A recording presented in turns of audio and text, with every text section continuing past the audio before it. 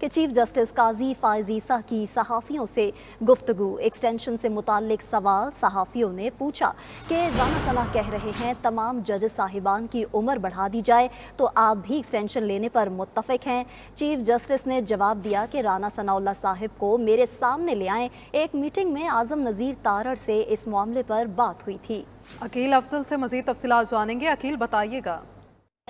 دیکھیں، سب سے پہلے تو میں ایک اصولی بات بتا دوں کہ یہ چیف جسٹس قاضی فائز عیسیٰ کی غیر رسمی گفتگو تھی صحافیوں کے ساتھ، جس کو اس طرح رپورٹ نہیں ہونا چاہیے تھا، لیکن بہرحال اب چیف جسٹس قاضی یہ جو رپورٹ ہوئی ہے اس کے مطابق چیف جسٹس قاضی فائز عیسیٰ کے جب فل کورٹ اجلاس ختم ہوا تو صحافیوں نے غیر رسمی گفتگو کرتے ہوئے یہ سوال پوچھا کہ رانا ثناء اللہ نے کہا ہے کہ آپ نے کہا کہ تمام ججز کی عمر بڑھا دی جائے تو آپ بھی ایکسٹینشن لینے پر متفق ہیں، جس پر چیف جسٹس قاضی فائز عیسیٰ نے کہا کہ رانا ثناء اللہ تو اس میٹنگ میں نہیں تھے، انہیں میرے سامنے لائے۔ اس میٹنگ میں جسٹس منصور علی شاہ تھے، اٹارنی جنرل تھے اور وزیر قانون موجود تھے۔ میں نے اس میٹنگ میں بھی کہا دیا تھا کہ اگر